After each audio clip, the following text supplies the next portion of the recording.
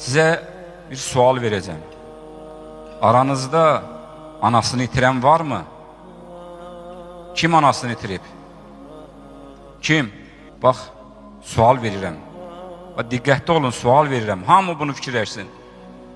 Birdən evə geçsəniz, görsəniz ki, ananız evdədir. Oturub, divanda ya hardasa, ilk edəcəyiniz əməl nə olar? Dərhal ayağına sarılarsınız. Qucaqlayarsınız, öpərsiniz, elə deyilmi? Və bunu analarını, valideynlərini itirən insanlar daha yaxşı bilir. Siz də onlardan ibrat alın, qardaşlarım. Siz də ən azından bu neməti itirənə qədər elə rəftar edin valideynlərinizlə. Cənnəti qazanmaq istəyən valideynlərinin qayğısına qalmalıdır.